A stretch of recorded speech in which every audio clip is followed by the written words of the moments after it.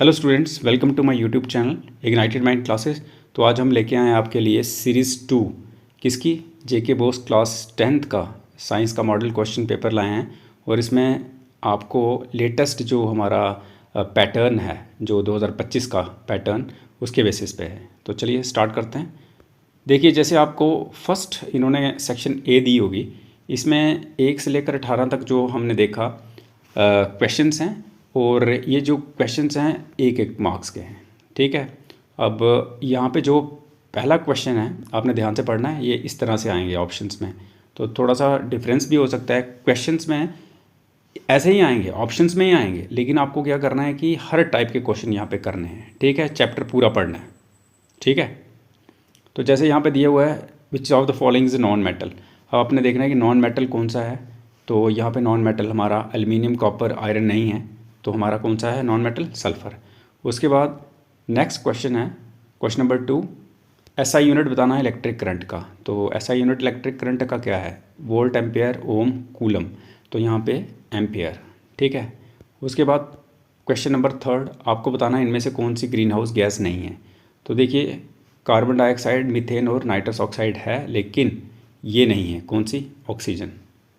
आगे question number 4, आपको बताना है विनेगर में कौन सा एसिड होता है। तो विनेगर में आपको पता है एसिडिक एसिड होता है। ठीक है। उसके बाद कौन सा लेंस जो है आप यूज़ करते हैं मायोपिया को करेक्ट करने के लिए। तो देखिए, मायोपिया को करेक्ट करने के लिए कॉनकेव लेंस लगाया जाता है। ठीक है, यूज़ किया जाता है। उसके बाद क्वेश्चन नंबर 6, वो प्रोसेस जिसमें कन्वर्जन होती है सॉलिड की डायरेक्टली वेपर में, तो उसको क्या बोलते हैं। तो देखिए, सॉलिड वेपर में कन्वर्ट होता है विदाउट लिक्विड फेज में जाके, तो उस प्रोसेस को हम बोलते हैं सब्लिमेशन। जैसे आपने देखा होगा, जो स्नो होती है डायरेक्टली वो कैसे वेपर्स बन जाते हैं उसके, वो तो लिक्विड फेज में नहीं जाती है। ठीक है। उसके बाद नेक्स्ट क्वेश्चन है क्वेश्चन नंबर 7, आपने बताना है कौन सा इनमें से ऑप्शन में लीस्ट पोल्यूशन जो है प्रोड्यूस करता है, सबसे कम पोल्यूशन। कोयला भी करता है, डीजल भी करता है, पेट्रोल भी करता है, लेकिन नेचुरल गैस कम करती है। डीएनए कहाँ पे होता है बताइए। आपका डीएनए जो है आपका न्यूक्लियस के अंदर होता है। आगे क्वेश्चन नंबर 9, आपको बताना है हाईएस्ट रिफ्रैक्टिव इंडेक्स किसका होता है। Water, air, diamond, glass. देखिए, सबसे ज़्यादा रिफ्रैक्टिव इंडेक्स होता है डायमंड का। डेंसिटी जितनी ज़्यादा होगी उतना ही रिफ्रैक्टिव इंडेक्स हाई होता है, तो इसकी डेंसिटी ज़्यादा होती है डायमंड की। उसके बाद क्वेश्चन नंबर 10, आपको बताना है इनमें से कौन सा बायोडिग्रेडेबल है।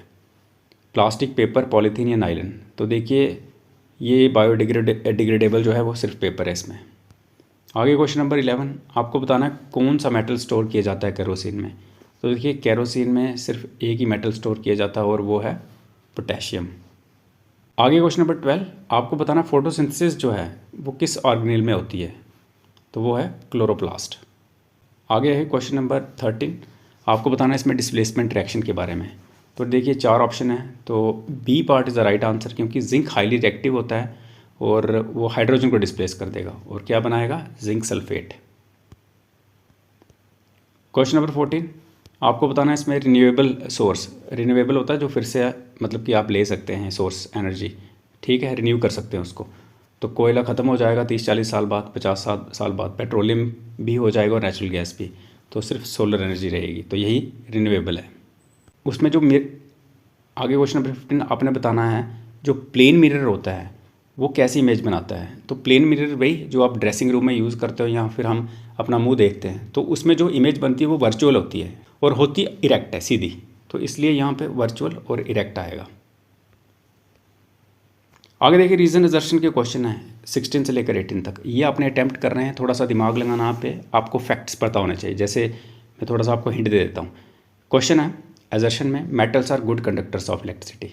तो मेटल आपको पता है गुड कंडक्टर होते हैं और मेटल्स में इलेक्ट्रॉन्स भी होते हैं, ये भी स्टेटमेंट ठीक है। तो यहाँ पे हम क्या टिक लगाएंगे? ए, दोनों ट्रू हैं और आर करेक्ट एक्सप्लेनेशन है ए का। समझ आई? आगे 17 में है स्काई अपेयर करता है ब्लू किसकी वजह से? स्कैटरिंग ऑफ लाइट की वजह से। ये बिल्कुल सही स्टेटमेंट है।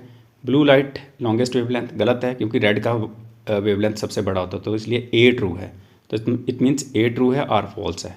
उसके बाद question number 18, ozone layer is essential for life, बिल्कुल सही है, क्योंकि ओजोन नहीं होगी तो डायरेक्ट यूवी रेज आएंगी और हम पर पड़ेंगी तो हमें कैंसर हो सकता है, स्किन कैंसर हो सकता है। ठीक है, जो हमारे पेड़ हैं वो मतलब कि उनमें जो लीव्स हैं वो मतलब कि डैमेज हो सकते हैं सेल उनके, तो हमारे भी वैसे ही हाल हो सकता है। तो इसलिए ओजोन लेयर हमारे लिए ज़रूरी है। ठीक है, और दूसरा नंबर ओजोन एब्जॉर्ब करते हैं यूवी रेज, ये भी बिल्कुल सही है। तो इसलिए हमारे पास यहाँ जो आंसर बनेगा वो है ए। अब देखिए यहाँ पे अब इतने क्वेश्चन के आंसर नहीं बता सकता, तो इसलिए अभी मैं आपको सिर्फ पैटर्न बता रहा हूँ। तो जो सेक्शन बी है इसमें आपने शॉर्ट आंसर टाइप करने हैं 2 मार्क्स के, क्वेश्चन 19 से लेकर 28 तक। तो 19 जो है इसमें आपने 2 डिफरेंस बताने हैं एसिड और बेसिस में, 2-2 पॉइंट लिखने हैं इनके। ठीक है, 2 मार्क्स के लिए 2-2 पॉइंट। ओम्स लॉ है, ये भी बहुत इंपॉर्टेंट है। ओम्स लॉ को आप 2-3-4 लाइनों में लिखो। ठीक है, उसके बाद ट्रांसपायरेशन क्या होता है ये लिखो, इसकी इंपॉर्टेंस लिखो। 2 लाइनों में ट्रांसपायरेशन लिख दो, 2-3 लाइनों में इसकी इंपॉर्टेंस लिख दो। उसके बाद क्वेश्चन नंबर 22 होमोलोगस सीरीज़ लिखो, इसमें एक एग्जांपल दे दो, ये भी 3-4 लाइनों में लिखो। अच्छा, क्वेश्चन नंबर 23 स्काई क्यों अपेयर करता है रेड जब सन राइज होता है और सनसेट होता है, तो ये इसका रीज़न लिखो। ठीक है, तो ये भी बहुत इंपॉर्टेंट है। और यहाँ पे डायग्राम वाला क्वेश्चन है ह्यूमन फीमेल रिप्रोडक्टिव सिस्टम का, तो ये आपने बनानी है डायग्राम। ठीक है, आराम से साफ़ सुथरी डायग्राम बनानी है। ठीक है, उसके बाद क्वेश्चन नंबर 25 है, इसमें दिया गया है फंक्शन प्लेसेंटा का प्रेगनेंसी, तो फंक्शन लिखना है प्लेसेंटा क्या करता है। ठीक है, प्रेगनेंसी के टाइम तो कैसे वो फीड करता है वर्म को, तो वो लिखना है। आगे क्वेश्चन नंबर 26 आपने क्या करना है, 2 मेथड लिखने हैं नेचुरल सोर्सेज की कंजर्वेशन के, और जो भी पॉइंट लिखोगे 2-2 लाइनें लिखना उसमें। आगे क्वेश्चन नंबर 27 डिकम्पोजिशन के बारे में लिखिए, डिकम्पोजिशन रिएक्शन, और उसमें एक एग्जांपल दीजिए। कंपोजिशन रिएक्शन को एक्सप्लेन कीजिए 2-3 लाइनों में और एक एग्जांपल दे दीजिए। ठीक है, उसके बाद क्वेश्चन नंबर 28 डिफरेंस बताना है बायोडिग्रेडेबल और नॉन बायोडिग्रेडेबल सब्सटेंसेस की। ठीक है, और उसमें एग्जांपल भी डाल दीजिए। ठीक है, 2-2 3-3 लाइनों की दोनों की। आगे सेक्शन सी आपको 3 मार्क्स के क्वेश्चन होंगे इंटरनल चॉइस के साथ, जो लेटेस्ट हमारे पास पैटर्न है।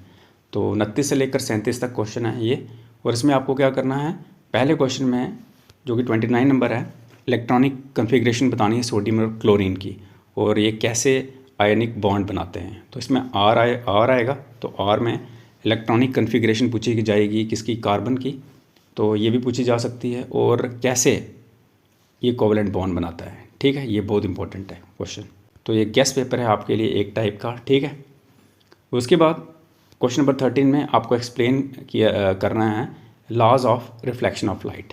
ठीक है, तो इसको आप कम से कम भी, क्योंकि ये आपका क्वेश्चन है 3 मार्क्स का, तो इसको आप 5-6 लाइनों में कर दीजिए। ठीक है, और रे डायग्राम डालिए इमेज की फॉर्मेशन की, जो कनकेव मिरर द्वारा बनाई जाती है जब ऑब्जेक्ट किसके कहाँ पे रखा हो, place beyond the centre of curvature, centre of curvature के बियॉन्ड हो। ठीक है, उसके बाद क्वेश्चन नंबर 31 है, एक्सप्लेन करना है आपको को क्या, मेंडल्स मोनोहाइब्रिड क्रॉस किसकी हेल्प से, डायग्राम बनाइए, 4-5 लाइनें लिख दीजिए इसके बीच में। ठीक है, और में एक्वायर्ड और इनहेरिटेड ट्रेड्स के बारे में बताना है, और इसमें 3-3 4-4 लाइनें ऐड कर दीजिए विद एग्जांपल्स। उसके बाद क्वेश्चन नंबर 32 है, 3 डिफरेंस बताने हैं रिन्यूएबल और non renewable sources of energy के बीच में। ठीक है, और 3-3 4-4 लाइनें लिख दीजिए, और एडवांटेजेस किसकी, अगर आप सोलर एनर्जी यूज़ करते हैं। Question number 33 reflex action, example दीजिए रिफ्लेक्स एक्शन की। ठीक है, वहाँ पे 3-4 लाइनें लिख दीजिए, एग्जाम्पल दीजिए। उसके बाद स्ट्रक्चर और फंक्शन ह्यूमन ब्रेन का, इसमें भी ह्यूमन ब्रेन का फंक्शन बताना है। ठीक है, और स्ट्रक्चर बताना है, स्ट्रक्चर क्या होता है इसका और फंक्शन क्या होता है। ठीक है, 3-3 4-4 लाइनें लिख दीजिए स्ट्रक्चर में और फंक्शन में। उसके बाद क्वेश्चन नंबर 34 फ्लेमिंग का लेफ्ट हैंड रूल बताना है। ठीक है, उसका लेफ्ट हैंड रूल बताइए, 3-4-5 लाइनें लिखिए, और क्या क्या बताता है उसका लेफ्ट हैंड रूल ये लिखिए। ठीक है, इलेक्ट्रोमैग्नेटिक इंडक्शन में भी EMI जिसको हम बोलते हैं, इसको एक्सप्लेन कीजिए ब्रीफली, टू द पॉइंट होना चाहिए आंसर ये। ठीक, EMI क्या होता है उसको एक्सप्लेन कीजिए। ठीक है, कैसे फ्लक्स बनता है कि जो भी है। उसके बाद क्वेश्चन नंबर 35 में बायोडाइवर्सिटी को एक्सप्लेन कीजिए 3-4 लाइनों में, और उसके बाद 3 मेथड बताइए, आपका आंसर ओके। सस्टेनेबल डेवलपमेंट को 3-4 लाइनों में बताइए क्या होता है, और एक्सप्लेन कीजिए इसको एग्जाम्पल्स के साथ। उसके बाद question number 36 combination reaction chemistry का क्वेश्चन है, इसको आप बताइए 2-3 लाइनों में, एग्जाम्पल दीजिए इसकी 2, ठीक है। उसके बाद डिस्प्लेसमेंट रिएक्शन बताइए, एक एग्जाम्पल दीजिए इसकी, ठीक है। तो तकरीबन ये आपको आती ही होंगी। आगे क्वेश्चन नंबर 37, आपको इम्पोर्टेंस बताना है वेरिएशन का, किसमें, एवोल्यूशन में। तो आपको पता हम इवॉल्व हो रहे हैं, ह्यूमन लाइफ इवॉल्व हो रही है, एनिमल लाइफ इवॉल्व हो रही है, तो ये एवोल्यूशन चलती रहेगी। तो वेरिएशन बतानी है इसमें, इसका इंपॉर्टेंस क्या है। उसके बाद और में how is sex determined in human beings, तो इसके लिए आपको जो आपने मटेरियल है आपके पास पड़ा है, नहीं तो मैं आपको क्वेश्चन के आंसर्स आहिस्ता आहिस्ता जो भी सीरीज़ आएंगी उसमें एक्सप्लेन करता जाऊँगा, ठीक है। तो ये 3 मार्क्स के क्वेश्चन हैं, ज़्यादा नहीं तो 5-5 6-6 लाइनें लिख लीजिए। आगे सेक्शन डी, ये 5 मार्क्स की है, इंटरनल चॉइस है, 38 से लेकर 40 क्वेश्चन तक। देखिए इसमें ये है, जैसे 5 मार्क्स का आ गया तो कम से कम भी 8-10 लाइनें लिख लेनी है आपने। लेबल्ड डायग्राम बनानी है ह्यूमन एक्सक्रीटरी सिस्टम की और इसका फंक्शन एक्सप्लेन कर देना है, ठीक है। अच्छी डायग्राम बनानी है, नीट एंड क्लीन, लेबलिंग करके अच्छी तरह, ठीक है। हर एक पार्ट को लेबल करना है और इसके फंक्शन बताना है। उसके साथ ही इंटरनल चॉइस होगी, इसमें फोटोसिंथेसिस का प्रोसेस बताना है, किसकी हेल्प से, केमिकल इक्वेशन की हेल्प से, ठीक है। उसके बाद क्वेश्चन नंबर 39 कुछ इस तरह आ सकता है, जैसे यहाँ पे सिंगल क्वेश्चन है ना 38 में, देखिए एक क्वेश्चन है टोटल। अब इसमें एक के 2 बन सकते हैं, जैसे 2 बन गए, इकोसिस्टम बन गया और explain the flow of energy in ecosystem, और किसकी हेल्प से, डायग्राम की हेल्प से। तो यहाँ ऐसा हो सकता है कोई भी क्वेश्चन 2 पार्ट में आ सकता है। अगर 5 नंबर में आता है 2 पार्ट होंगे उसके, एक भी हो सकता है, 2 भी हो सकता है। यहाँ ये हो सकता है कि जैसे 39 या 38 में ऊपर वाला सिंगल क्वेश्चन होगा, तो जो इसका आर होगा, आर के नीचे जो होंगे 2 पार्ट हो सकते हैं, ये याद रखना। तो यहाँ पे आपने क्या करना है, जैसे और में दिया है, लेबल डायग्राम डालनी है किसकी, ह्यूमन एक्सक्रीटरी सिस्टम की, और 2 फंक्शन बताने हैं किडनी के, क्योंकि किडनी भी एक्सक्रीटरी का पार्ट है। तो लास्ट क्वेश्चन आ गया क्वेश्चन नंबर 40, आपको बताना है इकोसिस्टम्स क्या होते हैं और फ्लो एनर्जी का इकोसिस्टम में किसकी हेल्प से, डायग्राम की हेल्प से। अब देखो ये एक ही क्वेश्चन आ गया है, पार्ट्स में नहीं आया, ये एक ही क्वेश्चन आ गया है। यहाँ पार्ट थे, यहाँ एक ही क्वेश्चन है। और उसके बाद दूसरा पार्ट है, प्रिंसिपल बताना है इलेक्ट्रिक जनरेटर का और इसकी कंस्ट्रक्शन और वर्किंग नीट डायग्राम के साथ। तो ये है आज का आपका क्वेश्चन पेपर, जो कि एक मॉडल पेपर है। तो अभी 18 सीरीज़ और आएंगी। Thank you.